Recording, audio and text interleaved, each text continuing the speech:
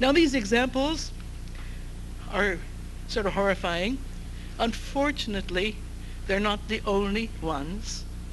And despite all of the good that we have done, and I emphasize that, we have cleaned things up. The waters are more pure. The land is being better taken care of. The air is more clean. We don't seem to be able to stop, and we're going overboard. Besides that, we tend to be swung very quickly by emotional charges that something is dangerous or toxic or whatever. Do you remember the cranberry scare? All it did was put a few cranberry farmers out of business. There was no real problem. Do you remember cyclamates, saccharin, red dye 2, mercury in fish? Do you remember asbestos? It is still with us. February of 1991, in the Fifth Circuit Court, a suit was brought by a school district against the EPA, claiming that the kind of asbestos used in school buildings and other public buildings for insulation and fire protection and so on is not harmful. It is a different kind of asbestos, one called amphibole, used only once in this country during World War II to wrap pipes in shipyards and so on, that was the dangerous kind.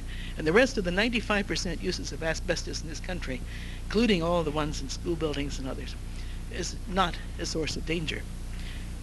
They won the case because the fact is true. There are several different kinds of asbestos, only one of which leads to asbestosis, lung cancer, mesothelioma, and so on. Oh, it's true. You can get lung irritation if you breathe air that has a large amount of fibers of any kind, including cotton, lint, dust of various sorts, and so on.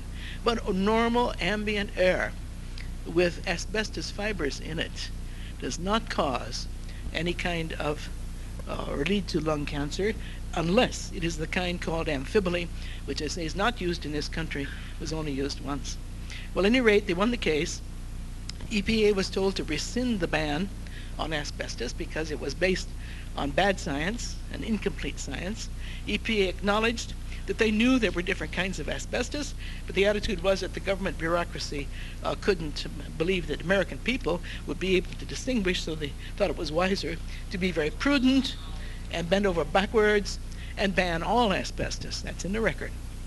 The result is that they received this court ruling that the asbestos ban should be rescinded.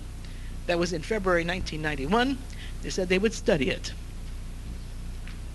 They have made no statement since. And the schools are still busily examining, school boards rather, school districts are still busily examining schools and taking asbestos out. Probably causing more harm than leaving it in place, covering it up maybe with a good coat of paint or wallpaper or something like that. We have spent to date $160 billion in this country removing asbestos unnecessarily from school buildings. That is money taken out of school budgets. That's money that can't be spent educating young people. It is money wasted. And yet it is still going on. Well, the cost of the regulations, and I've only touched a few high points, now exceed the cost per family of income tax.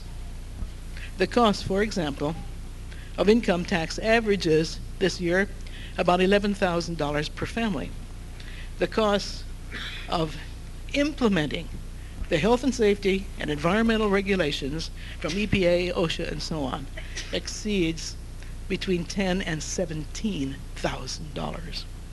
In 1993, this year, the federal budget includes a sum of money simply for implementing federal rules and regulations, and that sum of money is $560 billion. Think about that for a moment. That is twice, 2 times, double the defense budget. Just for implementing the regulations, there are now 123,000 federal employees, bureaucrats, whose job is to write regulations that affect your lives and your businesses. There are at present about 600 additional rules and regulations underway. But none of these things is really important in terms of economic cost compared to a few others. Wetlands, for example, endangered species. These not only combine high cost, but they also bring in something new in our country, and that is the ability of an unelected bureaucrat to essentially take away your private property, which they can do by making a decision that your private land includes wetlands or has some endangered species on it, and that you therefore may not use it. As one bureaucrat said, and this is recorded in one of the reports recently, you may own the land and you may pay taxes on it, but we control it. And that attitude is unfortunately growing in the federal bureaucracy. When are we going to rise up and revolt? Because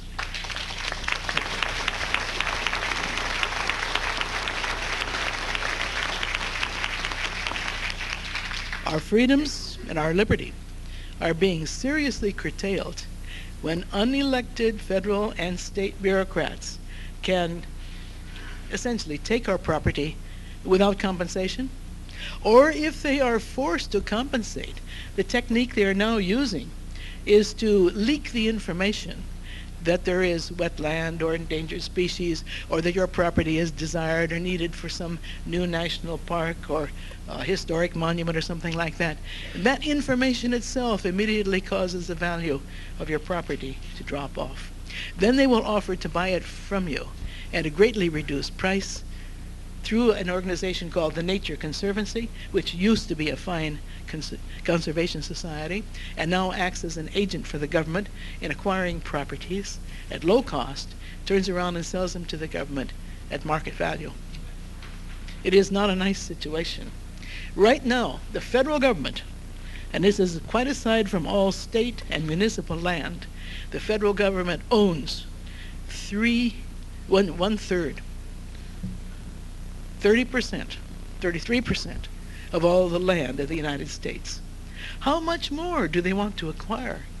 And plans are underway to be sure that they do acquire a great deal more. I want to say one more thing about wetlands. There are values to swamps and marshes and bogs. How many of them do we need? Because when we protect these areas, particularly if there is standing water, at least some part of the year, and there doesn't have to be to make it wetland, but if there is, then we are inadvertently also protecting something we don't like very much, namely mosquitoes. Maybe some people like mosquitoes, but I find it difficult to search for any sort of redeeming value that they have, the bloodsuckers. We are protecting mosquitoes when we protect wetlands. As a result, there is an outburst of mosquitoes in this country now. I understand throughout the Mississippi Valley as a result of the recent floods, but also in the upper Middle West, along the East Coast in California, the mosquitoes come out by the hordes. We can no longer control them because you can't use an insecticide. You certainly can't drain the area, and we can't pour oil on the water or any of the other techniques we used to use to control mosquitoes. Why should we want to control them? Aren't they just a nuisance? No, they're more than that. They carry disease. And the sorts of diseases that they carry are among the worst known to human society. Malaria and encephalitis are just two of the examples. There are others. We're going to see them in this country. Yellow fever, like we had in the past, and other more exotic diseases which have been introduced in this country along with immigration from tropical countries. But just these two endemic diseases, there are many areas of this country that are formerly malaria areas. It is returning. There are many areas where encephalitis is endemic. You know, of course, there's one strain called St. Louis encephalitis. The problem with these two diseases is once you get them, you never get rid of it. The parasite is with you forever. They cannot be cured.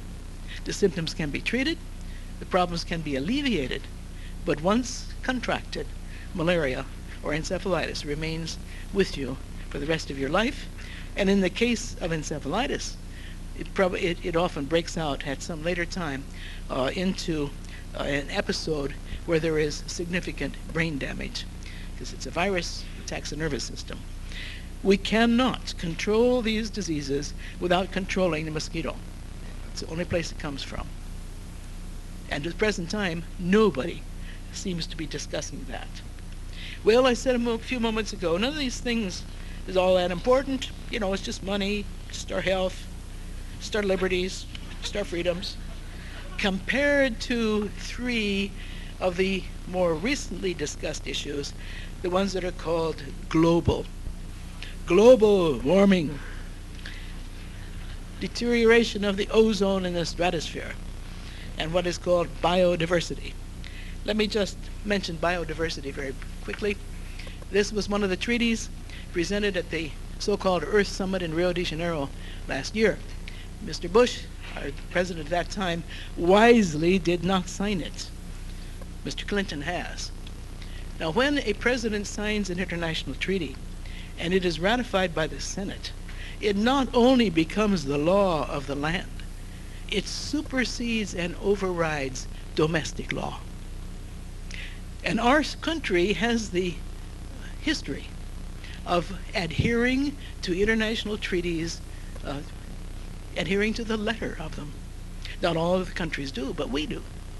And so we're stuck with three international treaties now, one of them to protect all of the species of living things all over the world. And of course, the United States is expected to provide the major money to do this. That's all right, it just comes out of taxpayers' pockets. It's just your money. Protect all the species. Species come and go. There are always some of them going out of existence. There are always some new ones evolving. And whenever we have really tried to get rid of a species, we find we can't do it. You know, we've tried to make some things extinct. Really tried hard.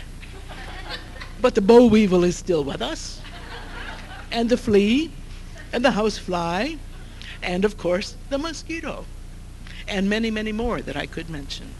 The only species that we know people in this country deliberately caused its extinction was the passenger pigeon. That happened last century. We have no reason to believe that we have caused the extinction of anything else. Of course, we have changed habitats. And when a habitat is changed, the things that live there either move on to some other place, or goodness knows, there may be some worms in the soil that aren't there anymore when a building is placed on top of it. But there is a tremendous sentimentality about every living thing being precious.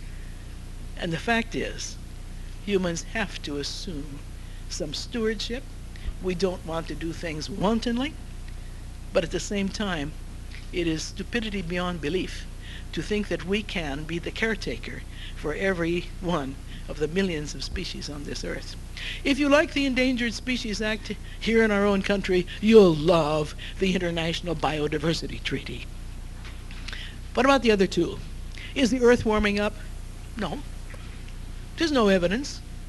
Why do people think the earth is warming up? Because everybody says so. And nobody seems to say, how do you know?